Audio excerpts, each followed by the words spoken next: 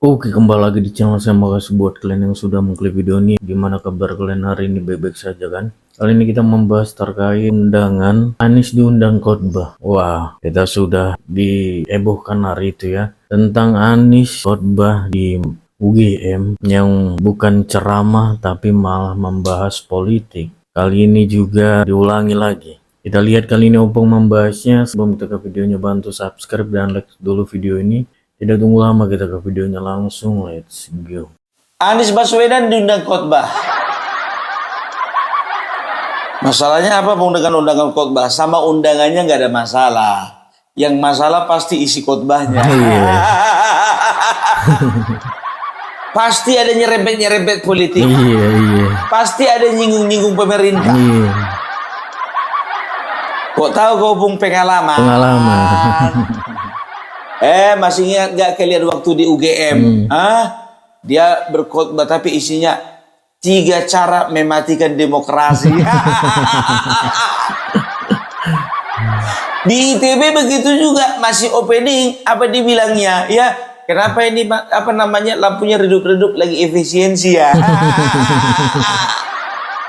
Nyinggung Bapak Prabowo. Iya. Kalau berkata-kata jagonya. Iya kan? Nah, ternyata ku periksa lah ya kan, ku dengar-dengar lah isi ceramahnya, ya kan? Memang ada nyerempet-nyerempet dikit dia kan. Udahlah nggak apa-apa lah nyerempet-nyerempet dikit, ya itu pikirku begitu. Ternyata biar tahu kalian, dibikinnya, dilampiaskannya kesalahannya di dalam doanya. Ya Allah, lindungilah negara kami ini, di mana kompetensi kalah dengan koneksi. Bisa aja ya. Aduh, di mana-mana khotbah itu bro, ya. Apalagi ini khotbah tentang Idul Adha, ya. Khotbahlah tentang bagaimana pengorbanan Nabi Ibrahim. Khotbahlah bagaimana dengan tentang kejujuran. Khotbahlah bagaimana tentang pengorbanan. Khotbahlah bagaimana tentang ketaatan kepada Allah Subhanahu wa taala. Apapun besar kecil pengorbanan kita, bagaimanapun juga kita harus taat dalam menjalankan agama. Karena apa? Karena Allah itu senantiasa memberikan yang terbaik kepada umatnya yang taat. Kok jadi aku yang khotbah ya? Harusnya isinya itu manfaat dari berkurban, bagaimana sikap hati kita ketika berkurban, siapa-siapa orang yang berhak untuk menerima kurban, dan juga bagaimana tata kelola kurban di tengah-tengah masyarakat. Begitu. Itu baru benar ya kan. Emang apa rupanya isi doanya Pung? Ini dia isi doanya. Dengarlah ya, dengar kalian. Kalau aku A'udzubillahi minasyaitonirrajim. Bismillahirrahmanirrahim. Innallaha wa malaikatahu wa arinal batila batilan warzuqna tinaba. Ya Allah, ya Rahman, ya Rahim, ya Malikul Muluk.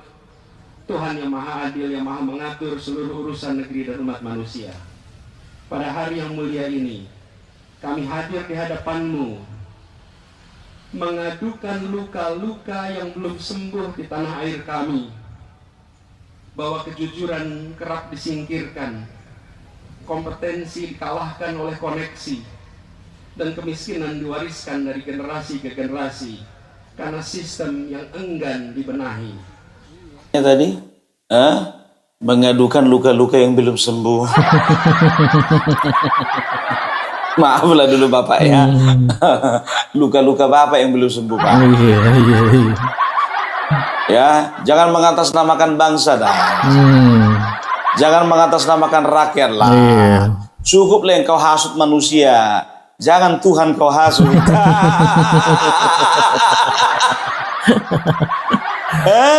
Yang pertama poinnya katanya mengadukan luka-luka yang belum sembuh. Yang kedua katanya menyingkirkan kejujuran. Sekarang begini, selama Bapak jadi gubernur DKI emang udah jujur? Kelebihan bayar bagaimana ceritanya Pak? Setelah itu Formula E, USB, Belum lagi Pak, Lemaibon.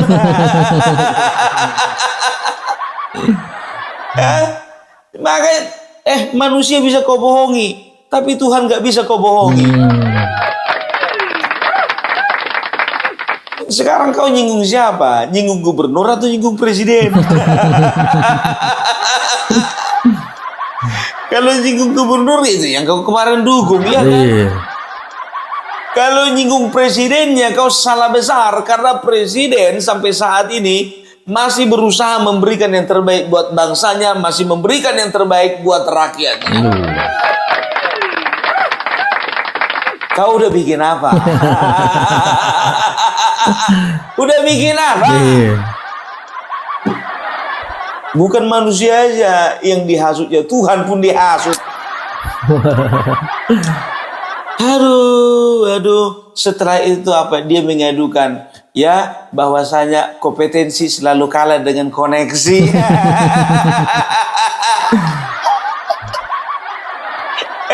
Sekarang begini, berbicara kompetensi, berbicara koneksi, itu adalah dua hal yang ada positifnya dan ada juga negatifnya. Kan begitu. Contoh, ya, katakanlah kita punya kompetensi, apalagi sebagai seorang kepala daerah, kita punya kompetensi. Katakanlah kita pernah memimpin perusahaan, kita pernah punya bisnis, ya. Tapi kalau kita tidak punya relasi yang baik, ya, kepada masyarakat, tokoh-tokoh agama, tokoh-tokoh masyarakat, para pimpinan partai A, B, C, D, tidak punya relasi, ya, tidak punya koneksi yang baik, ya, dengan pimpinan-pimpinan kepala daerah, bagaimana bisa jalan? Jangan mengkerdilkan kata-kata koneksi itu dong. Contoh Bapak Prabowo dengan Ganjar, kan gitu. Oke, kita katakanlah dulu, kita anggaplah dulu sama antara Ganjar dengan Bapak Prabowo. Berbicara tentang kompetensi, walaupun sebetulnya beda langit dengan tanah kuburan. Beda langit dengan tanah kuburan lah. Bapak Prabowo itu kelas dunia, Ganjar kelas Jawa Tengah. Maaf tidak mengecilkan Jawa Tengah, ya kan? Ya, tapi sekarang kan kita anggaplah dulu kompetensinya sama. Tapi kalau berbicara relasi, apalagi menjadi seorang presiden, dia bukan hanya harus mampu, ya, punya relasi koneksi ke dinas-dinas, kepada kementerian-kementerian, tapi juga kepada negara yang ada di seluruh dunia.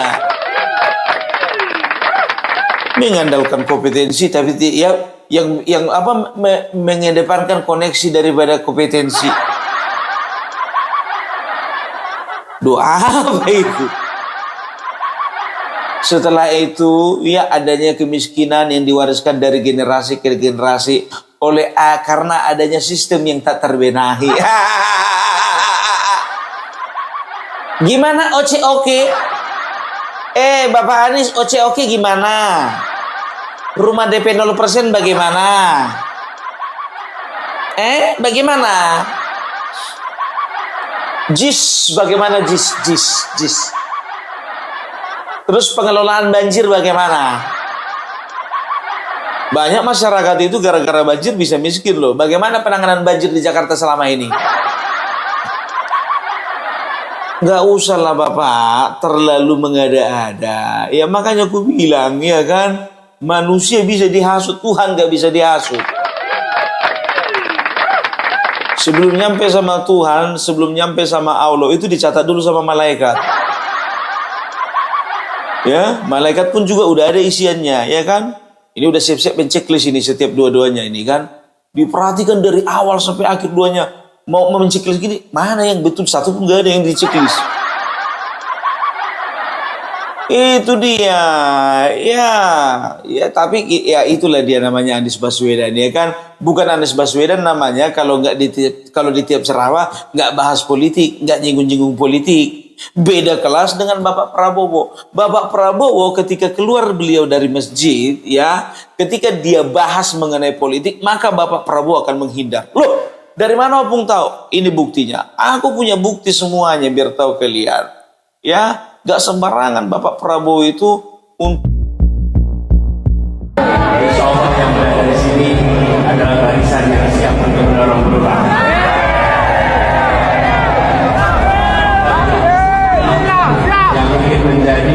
momentum bulan depan, momentum lakukan perubahan. Bicara politik ini. Pak Prabowo selalu di hati. Pak Prabowo selalu di hati. Nggak boleh. Pak Prabowo selalu di hati. Nanti aku disemprit. Nggak boleh bicara politik di sini di masjid, tidak boleh. Inilah menunjukkan mana yang beradab, mana yang tidak beradab. Ya, itu dia. Tapi ngeles terus kan ketika dia waktu itu ngisi acara di UGM, ngisi khotbah di UGM, ya kan? Ketika ditanya wartawan, apa dibilangnya? Loh, politik itu sudah ada di dalam agama kita. Iya betul. Tapi jangan pernah racuni agama dengan politik.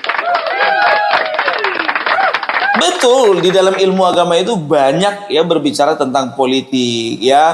Politik itu kan tidak serta-merta negatif kan begitu.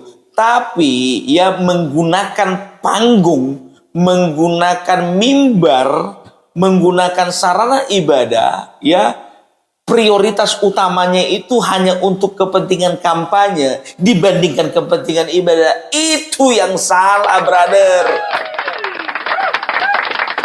Itu dia. Aku perhatikan khotbahnya kemarin itu di Al-Azhar itu bagus. Tapi doanya ini ya. Tapi naik level dia ya. Naik level kalau kau bilang. Kenapa bilang? Kalau kemarin yang dihasutnya jemaah, sekarang dia yang dihasutnya Tuhan. Kacau bang. Kacau. Itu dia, nggak boleh. Sekarang begini. Apakah doa itu selalu didengar sama yang di atas? Betul. Selalu didengar. Apakah diterima? Tergantung. Bebas kita mau doa apa aja bebas ya. Di dalam doa kita mau minta jabatan, di dalam doa kita minta kesehatan, kita minta keberkahan, kita minta semua jalan dimuluskan, mau kita minta kita jadi presiden, nggak masalah ya. Didengar nggak? Dengar. Diterima nggak? Belum tentu. Kan begitu. Ya kita harus percayalah sama malaikat ya kan. Malaikat juga pasti akan menerima doa-doa yang terbaik, bukan doa-doa yang penuh dengan motivasi busuk. Contohnya aku misalnya ya, aku nggak aku bilang Anies busuk, enggak. Misalnya aku bilang lah kan, Tuhan, aku berdoa biarlah usahaku yang lancar, bisnisku aja yang lancar, tapi tetanggaku jangan ya. Itu kan jahat kan? Ya di sini saja kita bisa menilai ya bagaimana Bapak Prabowo akan selalu berusaha menghindar ya yang namanya berbicara politik ya, apalagi tendensinya itu untuk mendukung atau mendongkrak suaranya di rumah-rumah ibadah. Itu beliau akan sangat hindari dan terbukti ya. Masyarakat bisa menilai dan masyarakat memilih. Ternyata masyarakat lebih banyak memilih Bapak Prabowo yang tidak terlalu banyak bicara di masjid dibandingkan Anies yang kebanyakan bicara di masjid. Iya kan? Kita kan bisa lihat, bisa saksikan. Masjid sini dia kampanye, masjid sana kampanye, masjid situ kampanye dia. Rumah-rumah ibadah yang lainnya kampanye dia. Coba Bapak Prabowo ada pernah kayak gitu? Enggak. Dan manusia Indonesia itu adalah manusia yang bisa mengkotak-kotakkan mana urusan Tuhan dan juga mana urusan politik. Itu dia. Makanya aku bilang Indonesia itu ya puji Tuhan alhamdulillah masih diisi orang-orang yang cerdasnya melebihi daripada persentase orang-orang yang kurang cerdas. Buktinya apa? Buktinya 58% menang mendukung Bapak Prabowo dibandingkan mendukung Anies Baswedan dan Ganjar. Artinya yang lebih cerdas masih lebih banyak jumlahnya dibandingkan yang kurang cerdas. Bahkan yang tidak cerdas sama sekali. Cerdas, kurang cerdas, tidak cerdas sama sekali. Untungnya yang cerdas memilih yang paling banyak. Kurang cerdas memilih yang 24%. Yang tidak cerdas sama sekali memilih 16%. Aduh, aduh, ya Allah, ampuni hambamu ini ya Allah. Aduh, ya ampun, ya itu dia, ya jangan, kita seringkali kita tuh terpesona dengan pemuka agama ketika mereka itu menyampaikan hal-hal yang berbau politik. Itu pun kadang-kadang tidak benar pandangannya itu gitu, kecuali contohnya. Berbau politik boleh, contohnya begini ya. Jadi kepada jamaah saya harapkan semuanya kita harus bisa memilih pemimpin yang baik. Kita harus bisa memilih pemimpin yang jujur. Kita harus memilih pemimpin yang amanah. Kalau berbicara beda pilihan itu biasa. Tapi apapun ceritanya, sebagai bangsa yang beragama, sebagai bangsa yang berbudaya, bangsa yang beradat, dan juga bangsa yang bernegara, kita harus bisa menentukan sikap di dalam dunia perpolitikan Indonesia. Nah, itu baru khotbah yang menyenggol-nyenggol masalah politik yang positif. Pung, ada waktumu kapan kosong, Pung? Biar kundang dulu ke khotbah, Pung. Itu dia. Enggak, nanti Opung Parbela khotbahnya di IKN aja. Jadi teman-teman ya, ini sekedar mengingatkan ya, Opung Parbela dan juga teman-teman dari YouTuber Nusantara ya, itu nanti akan berangkat ke IKN tanggal 15, 16, 17, 18, 19, 20. Lama kita di IKN. Itu dia ya. Dalam rangka apa, Pung? Kita akan buktikan kepada kalian semua ya, bahwasanya IKN memang sedang dalam progres, IKN sedang dalam pembangunan, dan IKN siap menjadi ibu kota negara secepatnya. Gitu dia. Dan Opung Parbela tegaskan sekali lagi, yang berangkat ke IKN hanya YouTuber Nusantara beserta juga fansnya. Bisa rupanya fansnya, Pung? Bisa. Ketemu di sana kita. Jangan pula aku yang nanggung tiket kalian. Nah, nggak betul itu, ya kan? Awak aja masih perlu ditanggung tiketnya, sampai sekarang pun masih belum dapat. Jadi bagi kalian, ya, bagi teman-teman semuanya yang sudah berkontribusi besar kecilnya, terima kasih banyak. Dan bagi teman-teman yang ingin berkontribusi untuk keberangkatan Opung Parbela ke IKN, ya, di sebelah kanan ada nomor rekening, di sebelah kiri ada nomor WA. Silahkan ya, seberapapun besarnya itu kami mengucapkan terima kasih sebelumnya. Terus kalau nggak cukup bagaimana, Pung? Kalau ke Solo kemarin aku mungkin bisa usahakan dari kantong sendiri. Tapi nanti kalau misalnya nggak cukup ke IKN, ampun DJ, aku batalkan diri. Ya iyalah, ya kan, contohnya misalnya uangku cuma ada sekian, ya kan, ya nggak mungkin ku paksakan diriku berangkat, ya kan, nggak apa-apa lah, itu Nusantara yang lain aja lah. Alah, Opung bilang aja lah, kau pun nunggu dukungan dari kami. Ya terserah kalian menerjemahkannya bagaimana, ya kan. Itu dia ya. Jadi karena biayanya sangat besar, bos ya.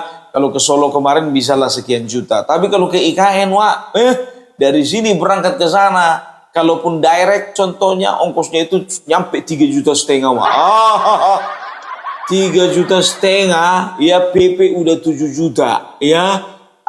Setelah itu aku bawa istriku juga karena harus mengurus keperluanku di sana juga. Lain lagi akomodasi, lain lagi transportasi di sana, lain lagi makan di sana. Tapi nggak apa-apa ya, doakan saja ya, semuanya akan dilancarkan.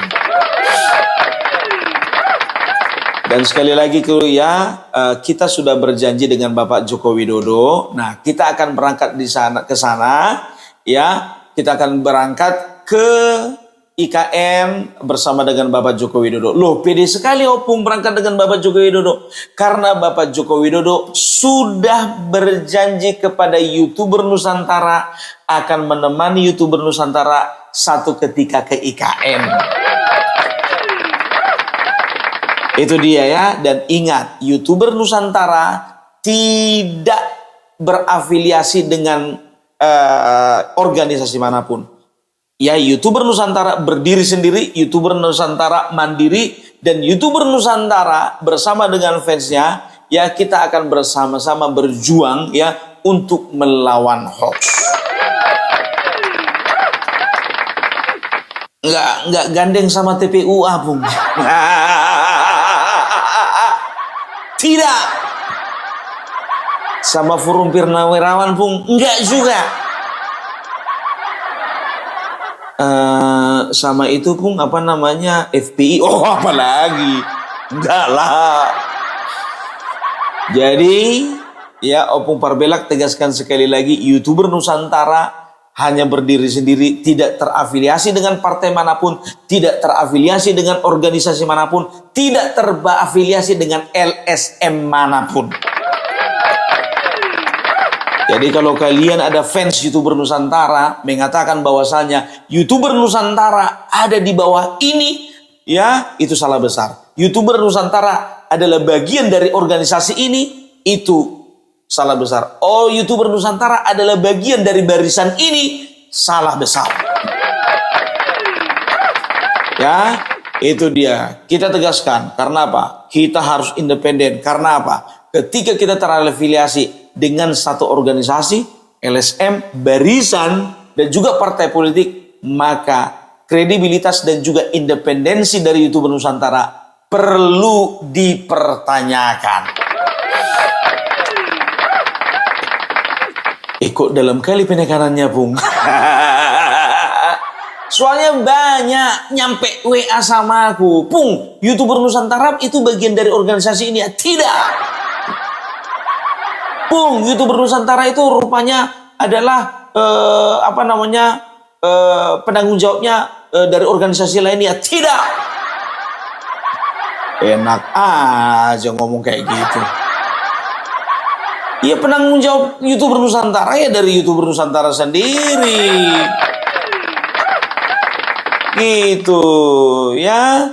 Jadi doakan kalian supaya semua boleh berjalan dengan lancar ya. Tidak ada kendala ya. Jadi sekali lagi yang ingin berkontribusi ada di sebelah kanan dan nomor WA saya ada di sebelah kiri. Oke? Jadi kita sampai mana tadi? Kok jadi berapi-api begini aku? Kenapa kok Bung?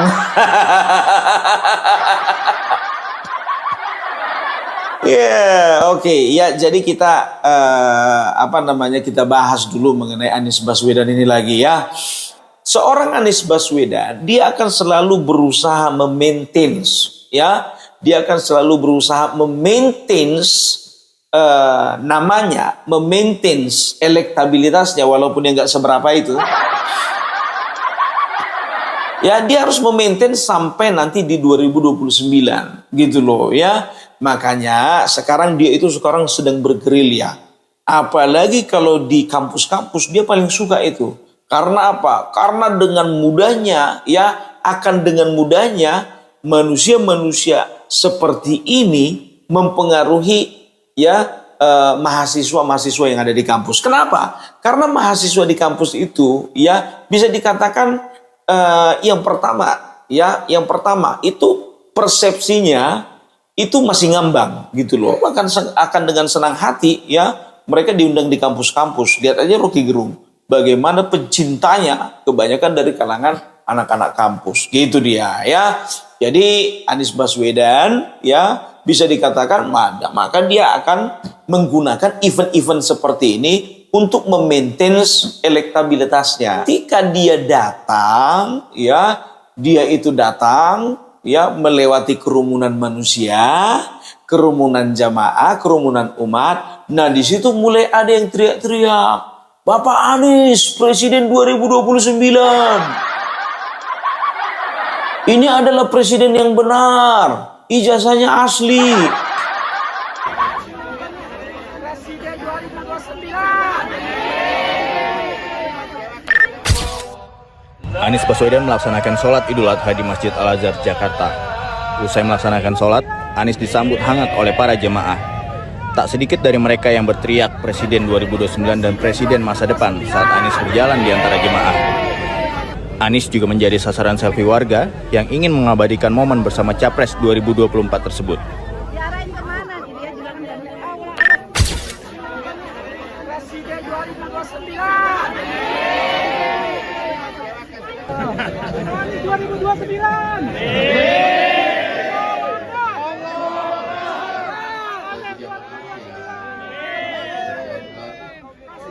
Pemimpin idaman. Pemimpin dambaan katanya ya. Idaman kali. Mau tahu kalian buktinya? Ini dia nih. Nih pemimpin idaman. Mata. Dia.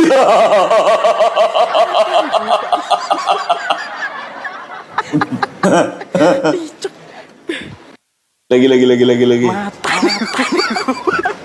Cia.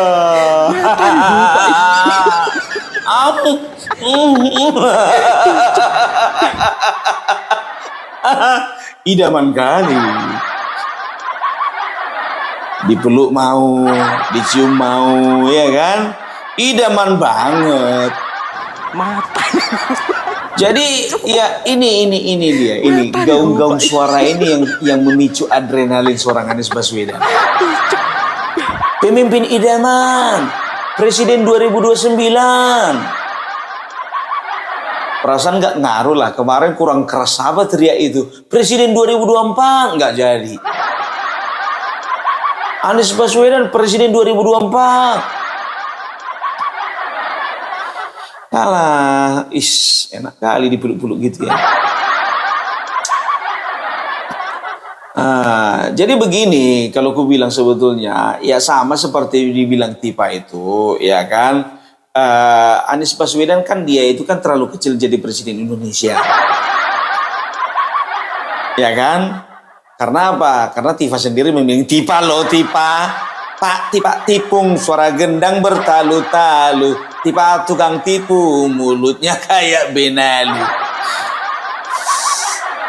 Dia bilang apa kemarin itu ya, bahwasanya Anies Baswedan itu terlalu kecil untuk jadi presiden Indonesia. Anies Baswedan itu dibutuhkan dunia. Anies Baswedan itu dibutuhkan PBB. Sekarang begini dulu Tipa, kau buktikan dulu omonganmu itu. Kalau memang dia dibutuhkan dunia, dibutuhkan PBB, kenapa dia nggak khotbah aja di kantor PBB? Kantor PBB di dunia ini ada 4. Kantor pusat ada di New York. Setelah itu ada di Jenewa. Setelah itu ada lagi di Nabire.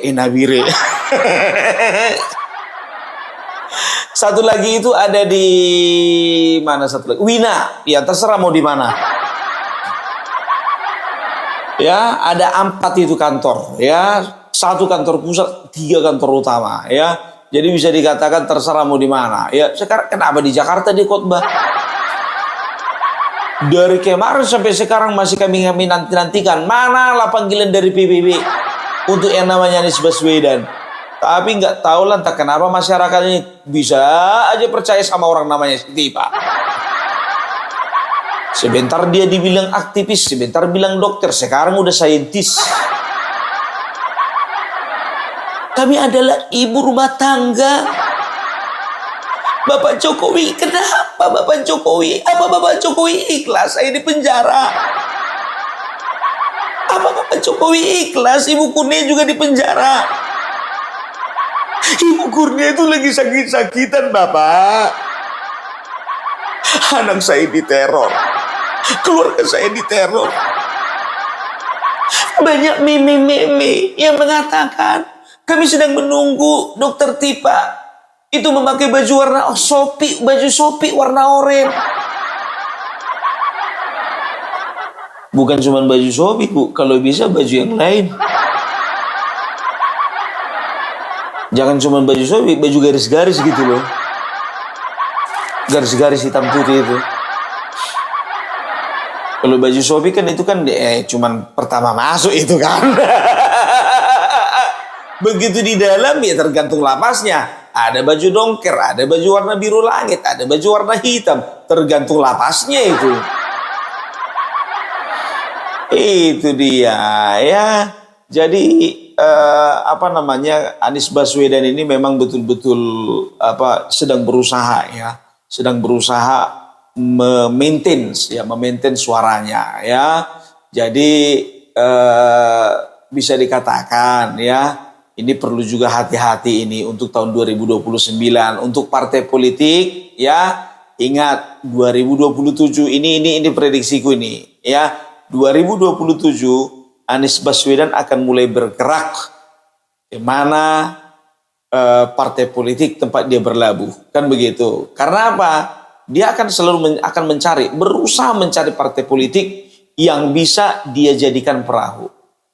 Cuma satu alasannya, karena dia nggak punya uang bikin partai politik. Makanya dia akan menyodorkan diri ke partai politik A, B, C, D. Itu dia. Tapi jujur aja loh, gue bilang loh ya, Anies Baswedan ya sampai kapanpun menjelang 2029 akan selalu mencari panggung. Ya, kalau dia nggak bisa mendapatkan panggung, dia akan ciptakan panggung sendiri. Bisa dikatakan kalau untuk 2029 itu akan menjadi pertarungan yang sengit ketika Bapak Prabowo tidak mencalonkan diri lagi. Tapi ketika Bapak Prabowo mencalonkan diri dan wakilnya tetap Gibran Rakabuming Raka, bisa dipastikan dukungan akan lebih besar daripada sebelumnya. Ketika nanti head to head, contohnya Bapak Prabowo melawan AHY, ya kita nggak tahu nanti ya kedepannya itu bisa jadi AHY Anies atau Anies AHY, kan begitu. Bagaimana dari PDIP? Kalau kurasa kalau PDIP mereka akan kehilangan figur. Mereka akan memajukan siapa? Memajukan Puan Maharani. Dari dulu dipaksakan Puan Maharani itu nggak naik figurnya gitu loh. Ganjar kemarin itu naik figurnya. Karena apa? Karena ada sosok Bapak Joko Widodo. Gitu loh. Kalau tidak ada sosok Bapak Joko Widodo mengendorse Ganjar kemarin itu nggak kuat elektabilitasnya. Makanya terbukti kan ketika Bapak Joko Widodo ya sudah menggeser dukungannya, menggeser endorsementnya dari Ganjar ke Bapak Prabowo, kelihatan elektabilitasnya Ganjar langsung merosot, elektabilitasnya Bapak Prabowo langsung naik. Jadi kalau untuk saat ini yang masih terbaca ya, untuk saat ini yang masih terbaca itu Prabowo masih bisa dikatakan akan mencalonkan diri lagi, tapi harapan kebanyakan orang harus bersama dengan Bapak Gibran, kan begitu. Nah, lawannya nanti kemungkinan besar itu AHY, ya wakilnya mungkin Anies, kan begitu ya. Yang penting Bapak Prabowo masih bisa menjaga partai politik di dalam satu barisan, ya. Maka semuanya akan berjalan dengan baik gitu loh ya. Bapak Prabowo akan terpilih sekali lagi walaupun nanti Demokrat akan keluar dari barisan atau mungkin Nasdem juga akan keluar dari barisan. Karena apa? Nasdem sudah menentukan sikap bahwasanya mereka mendukung tapi tidak masuk di dalam kabinet, kan begitu ya. Karena alasan dari Surya Paloh ya kita tahu dirilah, kemarin kita berseberangan head to head dengan Bapak Prabowo dan juga yang mengusung juga Anies Baswedan kan dari mereka ya. Dan ini bisa tidak menutup kemungkinan nanti Nasdem juga akan tarik diri dari Kim dan dia akan menciptakan poros baru lagi. Bagaimana dengan Imin Pung? Kalau Imin dari kecil cita-citanya sampai sekarang itu selalu jadi wakil presiden.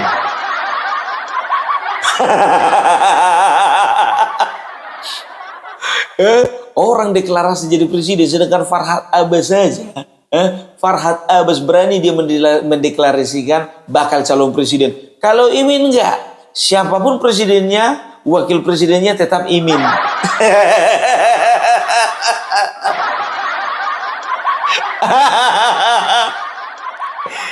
Aduh, ya mungkin waktu kecil ditanya ibu gurunya kan, Imin, cita-citanya jadi apa? Jadi wakil presiden, Bu.